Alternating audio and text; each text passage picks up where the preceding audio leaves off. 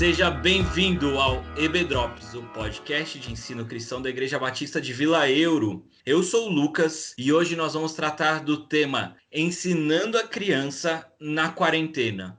Quais os desafios que os ministérios infantis das igrejas estão enfrentando e também quais as perspectivas que surgem com esse novo momento. E para isso nós estamos trazendo aí duas convidadas, além do Elder que está aqui comigo, vai se apresentar daqui a pouco. Nós temos o prazer de ter duas pessoas aqui com a gente e eu vou deixar elas se apresentarem aí para vocês conhecerem melhor. Eu sou a Patrícia, líder do Ministério Infantil da Igreja Batista de Vila Euro, junto com a Jordana, sou pedagoga de formação, estamos lá junto para ajudar com as crianças. Olá, eu sou a Raquel, eu sou pedagoga também, sou da Igreja Batista da Palavra e trabalho no Ministério Infantil de lá. E também tenho um blog com foco no Ministério Infantil, que chama Criativação.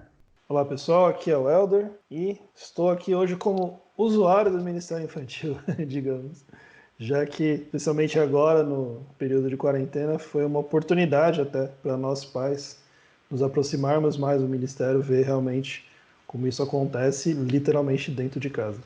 Para a gente começar aí a aquecer os nossos motores e a nossa conversa, o isolamento social veio, pegou todo mundo de surpresa. Eu queria entender como que isso se deu na realidade do Ministério Infantil das nossas igrejas. Realmente, todo mundo teve que encontrar uma forma diferente para fazer o que fazia anteriormente, né?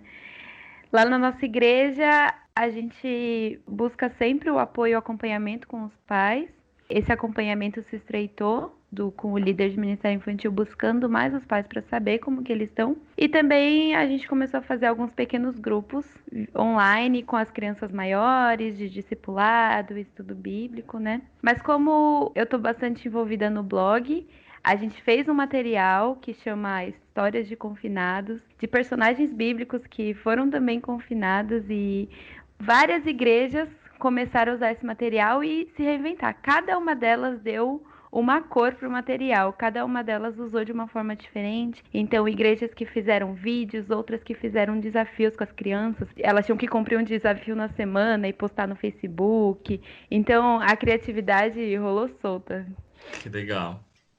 Realmente, né? O isolamento pegou a gente assim de surpresa mesmo. A gente não sabia quanto tempo iria ficar, então assim, a princípio nós fazíamos vídeos e mandávamos para as crianças através do grupo do WhatsApp. Na nossa igreja nós temos um grupo de WhatsApp com os pais, onde ali mesmo eles davam o feedback para nós, né? Se as crianças estavam assistindo, se não estavam, como que estava sendo. Na primeira semana nós passamos até um vídeo para eles sobre o coronavírus, explicando o que era para eles estarem entendendo melhor a situação, né? Como isso foi se prolongando, então nós voltamos à nossa lição, que nós começamos em 2019, né? Falar sobre Gênesis, fomos recapitulando. Então, toda semana, na segunda-feira, nós postávamos uma lição no WhatsApp e na sexta as crianças tinham que entregar essa lição para nós. Essa lição valia pontinhos, é o pontinho para a nossa feirinha. Todo final de semestre nós temos uma feirinha com esses pontos que eles participam e eles vão e trocam por dinheirinho e fazem as suas compras nessa feirinha. E aí ficou muito longe, então resolvemos fazer o culto. Foi na semana da Páscoa. Nós resolvemos fazer um culto para as crianças mesmo, né? E aí nós começamos a fazer, inclusive nós usamos o site Criativação e pegamos confinados e começamos a trabalhar com isso. Muito bacana. Merchandise aí de graça. Né? Foi muito bacana, muito legal. As crianças gostaram. Em junho, nós resolvemos fazer uma apostila. Por quê? Porque nós vimos que para os pais também mudou a rotina, então ficou bem difícil assim, para eles também. Então, nós fizemos a apostila, mandamos para casa e no final de julho, que foi o dia da feirinha, eles trouxeram. Lembrando que essa lição que nós passamos para as crianças são duas turmas que nós temos. Os Kids, que é de 2 a 10 anos, e o Geração Z, que é de 10 a 12 anos. Uma coisa que a Patrícia falou e que a gente vê isso em todas as esferas da sociedade, né? Que nos primeiros dias, todo mundo achou que ia ser assim, 3 semanas, 4 semanas, logo a gente volta. Então eu lembro que a escola da minha filha mandou o material para esse período dentro de um saquinho plástico, assim, tinha lá meia dúzia de folhinha, que ia ser as atividades daquele período. E logo, né, passou 3 semanas, 4, 5, né? Estamos aí em 4 meses já, né? Então todo mundo teve que exercer uma capacidade tanto de se adaptar quanto de inovar também, de achar saídas. E eu acho que esse foi uma das grandes sacadas que a gente, como sociedade mesmo, né, descobriu que a gente sabe fazer, né? A gente descobriu que a gente consegue se adaptar para lidar da melhor forma com esse tipo de situação. O curioso, né, Helder, disso que você comentou, e que vem muito na fala da Patrícia, é esse se reinventar constante. Primeiro a gente achou que era 2 semanas, uns 15 dias. Então a gente vai fazer isso aqui, vamos fazer um pouquinho mais. E aí a gente vai se reinventando e vendo de fato também como as pessoas vão reagindo àquilo que a gente vai oferecendo. Mas enfim, gente, eu queria entender agora com vocês quais foram os maiores desafios que vocês encontraram nesse período para comunicar o evangelho para as crianças.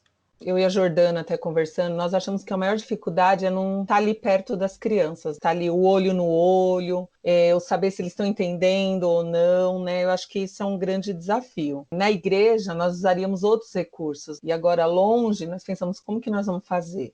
A gente não sabe se em casa está sendo ensinado da forma correta, do método correto, da metodologia correta, né? E outra coisa também, a dificuldade é que nem todas as crianças têm acesso, assim. Não que na nossa igreja todos têm acesso à internet, mas assim, eles dependem muito dos pais.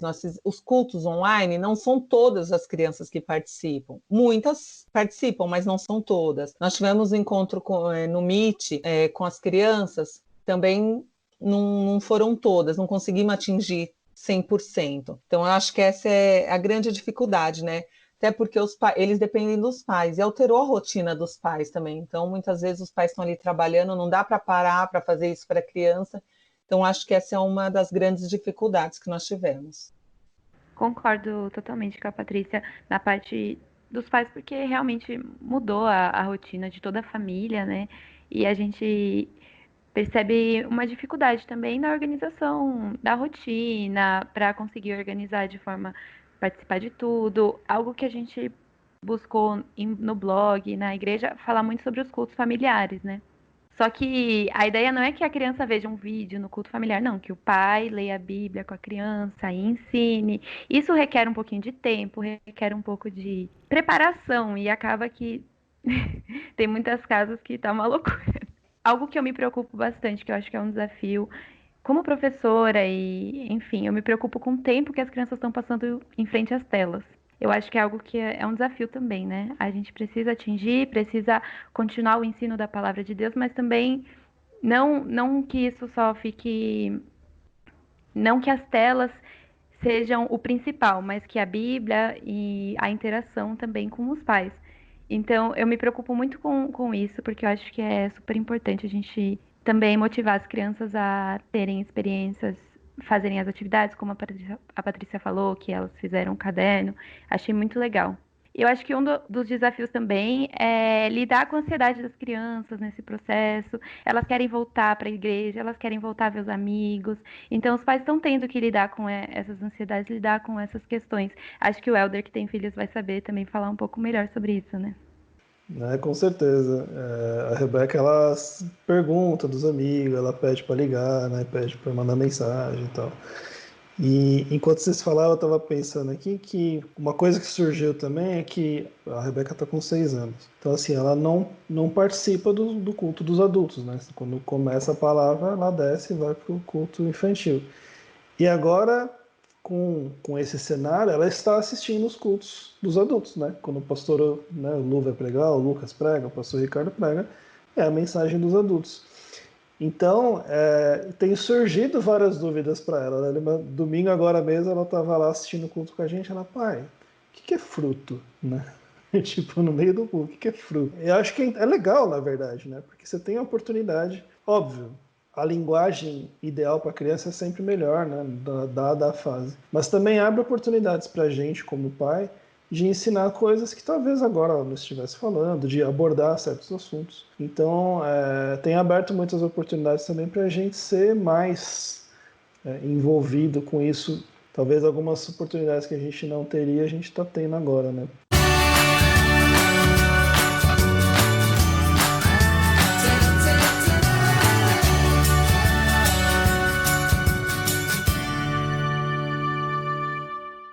Eu fiz aí uma pesquisa nas minhas redes sociais, perguntando das igrejas se todas tinham tido trabalho com crianças. A grande maioria teve, algumas não tiveram, o que me deixou um pouco assustado, como que essas crianças estão depois de 4 meses, sem ter nenhum tipo de palavra, de conteúdo para elas. Mas uma das coisas que foi legal foi uma igreja que os professores escreveram cartas por causa dessa questão da tela, mas é muito interessante como de fato as pessoas estão se reinventando e tudo para a edificação do reino, que seja tudo para a glória de Deus. Vocês já trouxeram aí o elemento dos pais, da importância fundamental dos pais nesse momento que a gente está vivendo. E eu queria ouvir um pouquinho mais disso. Qual que é o papel dos pais no desenvolvimento espiritual das crianças? Vocês sentem que esse papel ele ficou mais evidente agora com o isolamento social? E o como que a gente pode fomentar para que isso seja mais ativo, né? Para que os pais de fato encarem isso como uma responsabilidade deles enquanto formação espiritual dos seus filhos.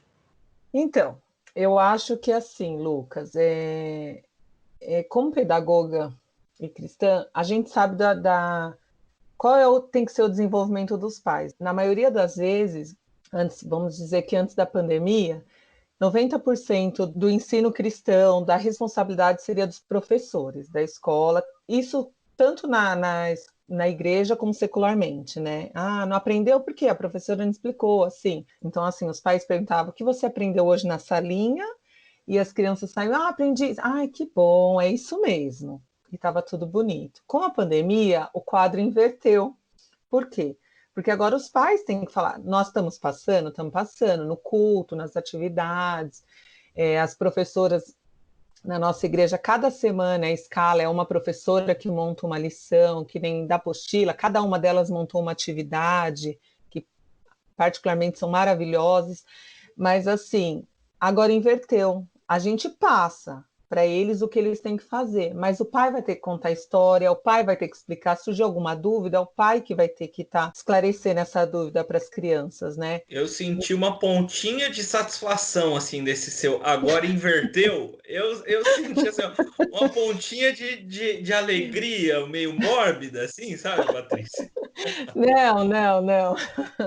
Não, é que é assim, é complicado. E ao mesmo tempo, com isso que aconteceu, a gente também fica preocupada. Porque assim, não que o pai não vai ensinar direito, mas você sabe que tem muitas crianças que assim, acabam os avós levando para a igreja, os tios levando, e quem vai estar ali acompanhando aquela criança, né? Mas muitos dos pais, eu creio que eles chamaram a responsabilidade para eles. Não, eu tenho que sentar, eu tenho que fazer o culto. Então, eu acho que eles chamaram para eles bem a responsabilidade, sim. A responsabilidade de educar o seu filho no desenvolvimento espiritual dele, né, é dos pais.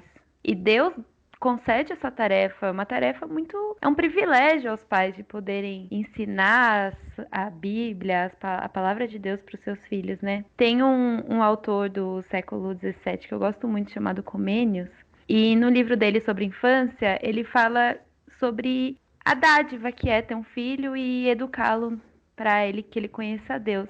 E ele fala muito sobre os pais que preferem dar mais valor ao sapato do que ao pé. Os pais que preferem dar mais valor para algo de fora. Então, meu filho está bem vestido, ele tem brinquedos, ele está numa boa escola. Mas o interior dele, como que tá? O que você está fazendo para que esse interior também se desenvolva, né? Eu acho que isso é muito atual. Mesmo Comênios tendo escrito isso no século XVII, isso ainda existe. E o que está acontecendo hoje está fazendo os pais realmente perceberem que eles também precisam ajudar, que é responsabilidade deles, que a igreja vai dar o caminho. Ela pode dar o caminho, ela pode dar assim as instruções, mas quem realmente vai ter que estar lá conversando, falando de Deus a todo momento, a hora que levanta, a hora que come, enfim, quem vai ter que são os pais, né? Porque a gente não vai estar lá para fazer isso. Eu perguntei para algumas amigas que são mães, né, e de fato que ficou muito evidente para mim, os pais como um todo estão entendendo melhor que eles são a maior referência de Cristo, a maior referência do amor de Deus na vida dos filhos deles, né? Até uma delas falou isso mesmo, não dá para a gente ficar se escondendo atrás do EBD, do culto infantil, da escola com os princípios cristãos, isso agora ficou mais evidente.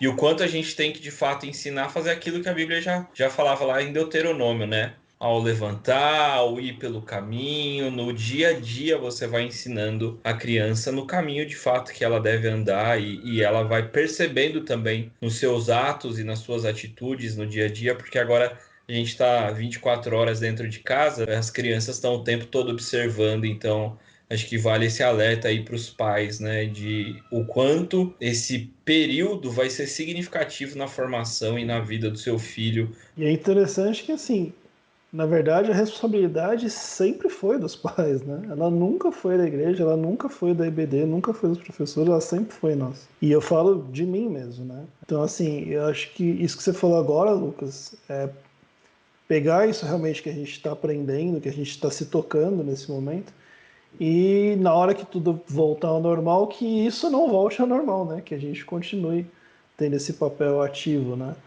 Eu lembrei mais uma historinha que aconteceu esses dias, foi ontem, aliás. Você e a Mari deram para a Rebeca um livro de histórias da Bíblia que segue a Bíblia mesmo, vai contando, isso aqui, todas as historinhas, só que Sim. infantil, né?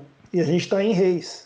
E aí ela tá começando a ver que as coisas nem sempre são bonitinhas assim, né? Que tem umas pessoas que dão umas pisadas na bola. E aí acontecem umas coisas ruins. E aí começa a surgir umas coisas assim, nossa, mas por que é assim? Ai, papai, essa história eu não gostei muito de ouvir antes de dormir, né? Então, e são tudo oportunidades mesmo para nós como pais de exercer mais o nosso papel, que é um papel nosso, né? Esse papel, é a mesma coisa que eu depositar na EBD da igreja toda a minha fonte de aprendizado da Bíblia, de vida com Deus, tudo que não é, né? A EBD vai ser o meu suporte semanal, assim como o culto infantil é o suporte semanal das crianças. Então, assim, a gente tem que trabalhar isso em casa. Assim como eu tenho que estudar a Bíblia em casa, vou ter que ler a Bíblia em casa. Eu não posso esperar que ela faça isso sozinha, então eu preciso ajudar ela, eu, a Érica, tudo, para que ela tenha o desenvolvimento dela, né? Muito bom. É exatamente isso. E eu acho que a gente, como igreja, de fato, a gente tem que orar para que esses bons hábitos que estão sendo nutridos e vêm crescendo agora na pandemia, que eles de fato perpetuem, né? Tanto da gente enquanto adulto, dos cultos nos lares, do ensino da Bíblia ali, você e a Bíblia, do aprendizado, né? Quanto com as crianças também.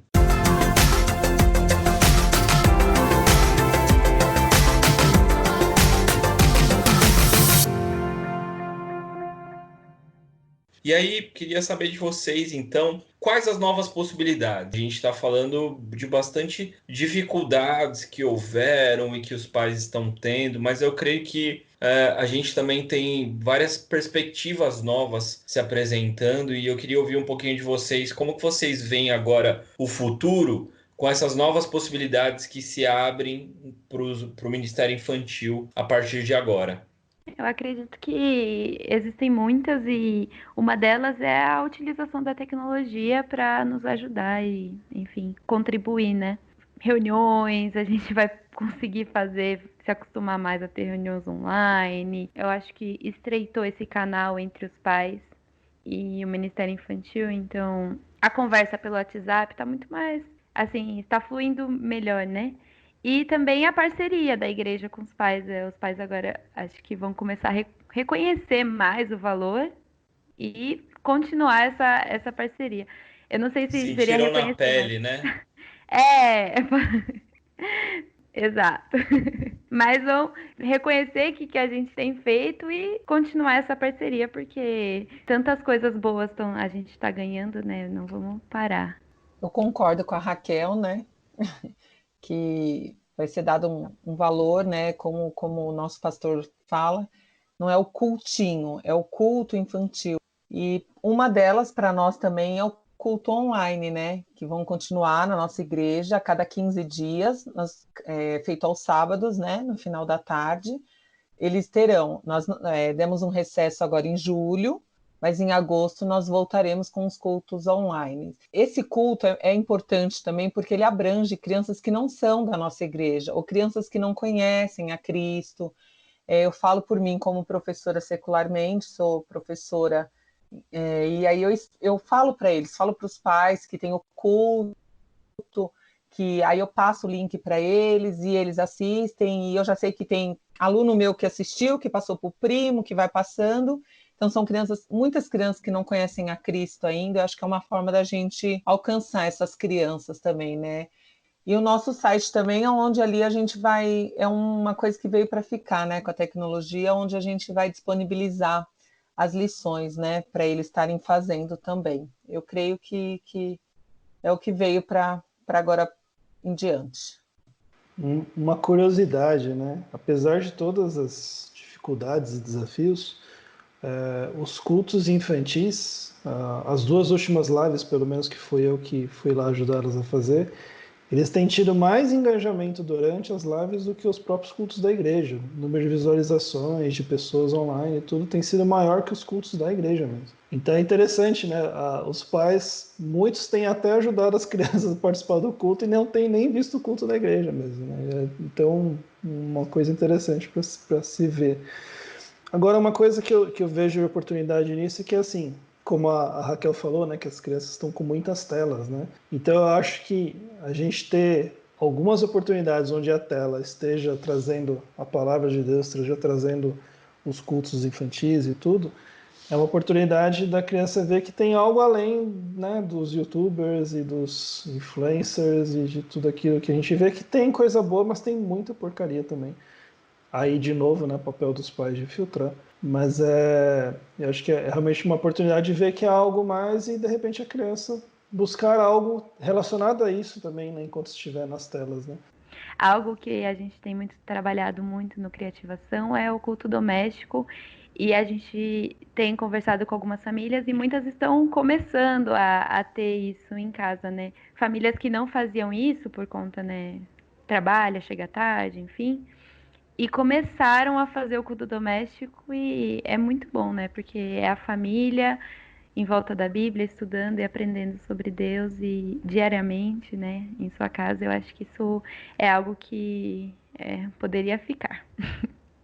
E eu queria saber de vocês como que vocês viram a movimentação do outro lado, do lado dos professores, né? Eu sei que a Raquel, por exemplo, a primeira formação dela é teologia. Eu sei que os professores da nossa igreja, eles buscaram agora nesse período de pandemia um curso de teologia aplicado ao ministério infantil. E eu como teólogo recém-formado, gostaria de saber de vocês como vocês veem a importância do preparo e da fundamentação bíblica teológica dos professores e como vocês sentem que isso tem acontecido nesse período, mas também assim de forma abrangente. Eu acho que é extremamente importante. O curso de teologia infantil, como você disse, Lucas. Estamos fazendo, eu, a Jo e mais alguns professores, né? E, assim, antes dele nós fizemos um outro curso, onde ali eles falaram muitas coisas, ensinaram muitas coisas, e dentre elas a importância do ministério infantil. E em uma reunião que nós tivemos com os professores, nós passamos isso para eles, a importância, porque assim, às vezes o professor, quero fazer alguma coisa, uma pessoa assim, quero fazer alguma coisa na igreja, acho que eu vou ajudar no Ministério Infantil, vou ajudar a cuidar de criança. E assim, eu acho que aí ficou bem claro que ali não é um cuidar de criança, né? Ali é um ensinar. Você ali é como o pastor Cláudio, que é o que está dando curso para nós, ele fala, você ali você está pastoreando uma criança, você está plantando a semente. Então ali eu acho que é de suma importância, assim, a gente estudar, porque assim, às vezes a criança chega ali com alguma dúvida, a tia olha e fala, poxa vida, né? Entendeu? Então assim, ela vai ter base bíblica para passar para a criança, para dar uma estrutura para os pais. É muito interessante que agora eu sou professora, como eu já falei, né? E tô dando aulas online. E quando lá na escola, assim, a gente. Ai, não deu tempo de eu planejar a aula, ai meu Deus. Ok, você chega lá, você vê, a gente acaba tendo um pouco mais de prática, né? Enfim, por estar muito tempo já dando aula, então você se vira. Mas online não tem isso. Não, você vai inventar? Não tem como. Você vai ter que se preparar, vai ter que estudar, vai ter que saber tudo, porque além de você estar gravando, às vezes não, os pais estão olhando. Então você não pode sair pela tangente, você vai ter que realmente se dedicar àquilo, né? E trazendo isso para o Ministério Infantil e para educação cristã, é a mesma coisa. Você não pode só olhar o livretinho lá, ler mais ou menos e contar a história, né? Não, você tem que se dedicar, você tem que aprender aquela história. Primeiro tem que tocar no seu coração, tem que transformar a sua vida e para transformar a vida das crianças também, né? Eu sempre penso que quando eu tô estudando alguma história para contar para as crianças ou alguma passagem bíblica, eu preciso saber muito bem, porque eu não sei quais vão ser as perguntas que vão surgir. Eu não sei, e podem surgir muitas perguntas. Como assim? Eu tenho que saber, eu tenho que estudar isso aqui. Porque eu tenho que ensinar a forma como o pastor que vai pregar, ele estuda, ele olha no grego, ele se dedica, né? Por que que a gente também não faz isso? Por que que a gente também não se dedica tanto quanto, né, o pastor que vai contar, que vai pregar para a igreja, né? Então, eu acho que isso é de suma importância, né? O estudo bíblico, o estudo da Bíblia e realmente se aprofundar na palavra, ler um comentário bíblico, tudo isso precisa acontecer, né? Isso que a Raquel falou é bem importante mesmo. Muitas vezes, às vezes as pessoas pensam assim, ah, não, ela vai dar aula, mas 5 minutinhos vou ler ali só qual é a passagem ali que eu tenho que ler, que eu vou falar para as crianças. Não, a gente tem que estudar e a gente começa a estudar bem antes. Se eu sei que eu vou dar aula no domingo, na segunda ou 15 dias antes eu já tenho que começar a estudar para eu saber. É o que ela bem falou mesmo, a gente não sabe qual é a pergunta que a criança vai fazer, e criança é imprevisível. E ele só fala, pensou, eles falam, não tem filtro. Então, assim, a gente precisa saber muito bem e saber explicar o porquê. A gente não tem que saber só a história, mas por que aconteceu aquilo? Mas poderia acontecer de outra forma? E se eu agisse de outra forma, como que seria, entendeu? Então a gente tem que estudar muito isso, é o que ela falou. Eu acho que é bem importante todo o Ministério Infantil se especializar, fazer bastante cursos mesmo, justamente por isso.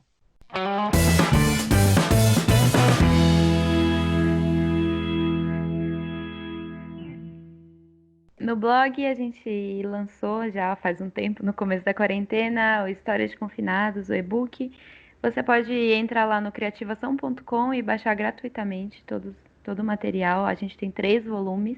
Além disso, a gente tem um material que a gente fez também, outro e-book, que chama Provem e Vejam, que naquele versículo, né? Provem e vejam que o Senhor é bom. E a gente conta histórias bíblicas e traz ensinamentos por meio de culinária, por meio de algumas receitas.